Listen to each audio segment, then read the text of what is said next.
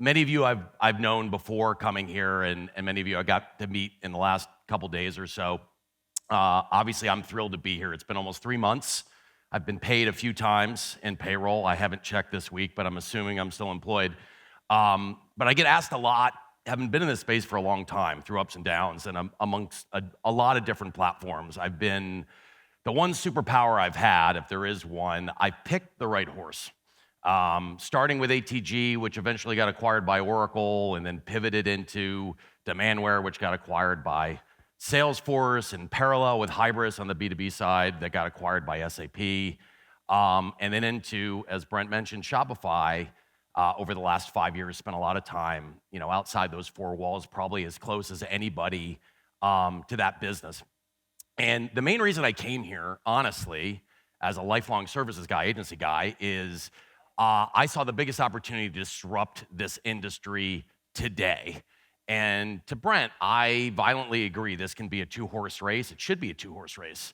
And I see a product and a suite of capabilities materially underrepresented in market, quite frankly, based on the quality. If this was a restaurant, we've got really, really good food, but we're not driving enough traffic. And for those that are eating there, probably appreciate it because it's not super crowded, but at the same time, it's really exciting to go take that at scale.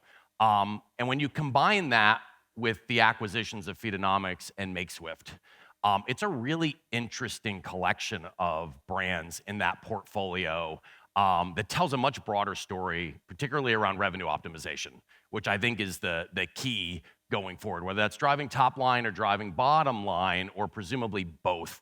That's kind of front and center, especially in a weird, election year. You've got kind of a dysfunctional economy. There's a lot of pressure for brands to grow, and a lot of pressure to drive profitability at the same time. So we've also got an innate collection of talent here and an amazing partner ecosystem that is violently aligned and committed to this business, which has been great. And that's been more than validated over the last 3 months to me. So I knew it was there, tangibly coming in from the outside in, got a taste of that, but since being here, you really feel it tangibly. You felt it through the events yesterday, through last night, through Sergey's toast, which was fantastic. But at the end of the day, that's why I came. It's just nothing but upside here, quite frankly. Where are we going? I get that question a lot too. What are you going to do? Where do you guys see this going? I would argue today, consumers are the new channel. And what I mean by that is brands, merchants, whatever vernacular you want to use, they need to go where their customers want to engage them. And they need to do it independent of channel, with value exchange and immersion, right? We've got it constantly, regardless of where that transaction takes place. And to borrow a Maslow term, which is one of the few things I remembered from undergrad, self-actualization. If organizations digitally had self-actualization, I would argue that organizational agility is self-actualization. Transformation, digital transformation, at the end of the day, we can go break it down into different pieces and parts of what we're trying to do, but the North Star of all of that is really driving organizational agility, the ability for businesses, regardless of size or maturity, to pivot, right? And again, that should be the North Star for anyone. And for those service providers in the room, take it from my experience, right? If that's not front and center in what you're trying to do, this isn't about implementing a new product per se. There's a bigger, broader kind of see the forest for the trees element here of trying to get to that organizational agility and transform. And agility, which you'll hear me talk about a lot, allows brands and organizations to adjust quickly to market conditions. It allows them to drive efficiencies in TCO to invest in more meaningful areas. It helps attract and retain human capital, which is super important. And it drives innovation, disruption, and ultimately growth. That's what everyone wants to do. They want to grow. I believe we are uniquely capable of enabling agility, innovation, and disruption with our capabilities. On the storefront side, Catalyst, there's going to be a great demo here. I'm super stoked to see that. On the checkout side, we've got some of the best integrations and optionality in the world. On the B2B side, Brent alluded to this earlier, we believe the best buyer portal in market that we've open sourced to accelerate innovation. On the channel and marketplace side, you've got Feedonomics, already a well-known leader. And on the experience side, you've got Makeswift, the best visual editor for Next.js and React in market we're able to acquire as well. So super exciting. How are we gonna get there, right? Brent's talked a little bit about it. Focusing on ICP, ideal customer profile. We use a lot of acronyms. Accenture had a ton.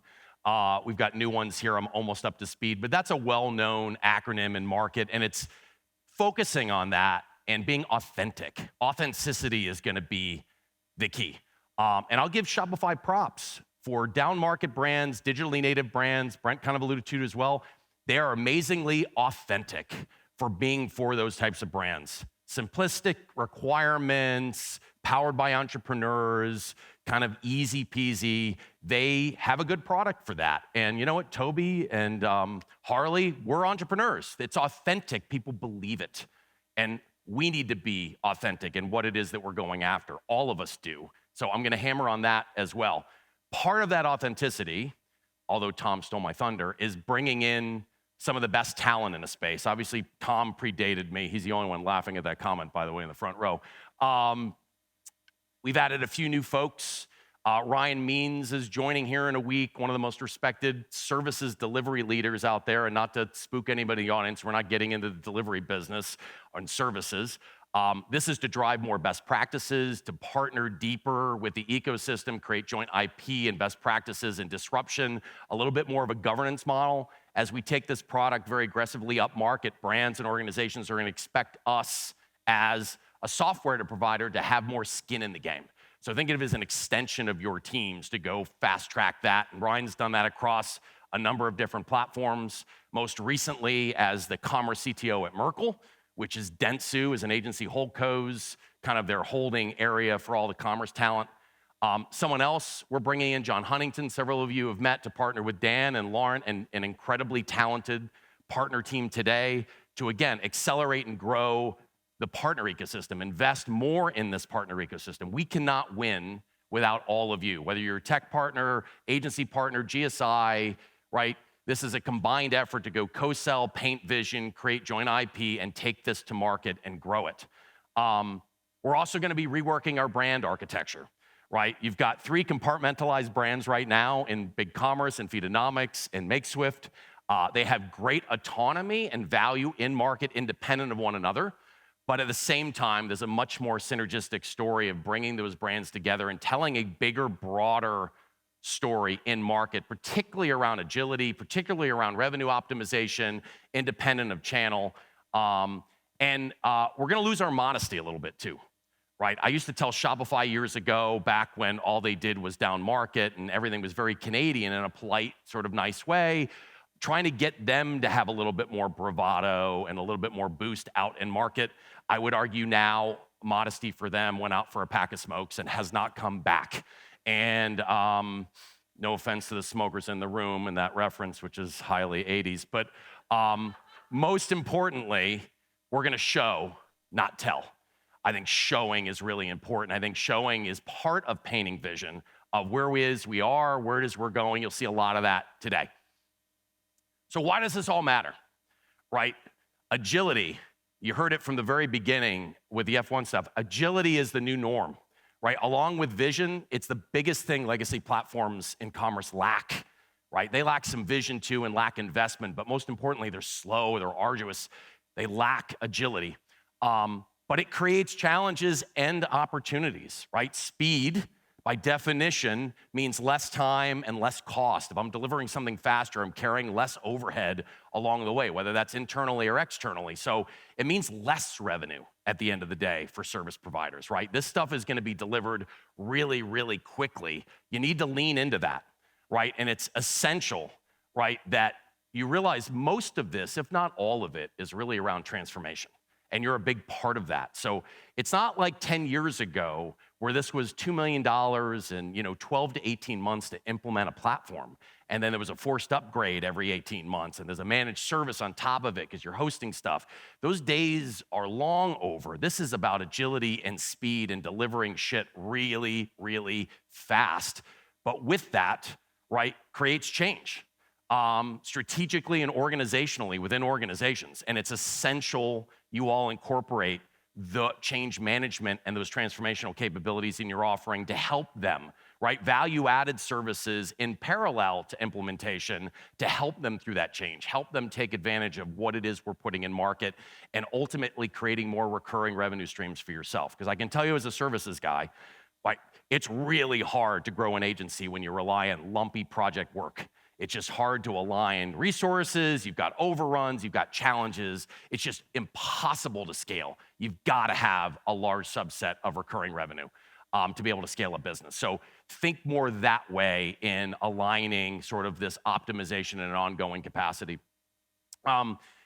We also expect our own transformation, which is exciting, right? You're starting to hear about it from Brent a little bit. You'll hear more about it, right? A little more bravado, a little more focus, a new brand architecture, telling a bigger, broader story in market of what all these brands mean, and maybe other ones we build or acquired on the road or whatever that might be.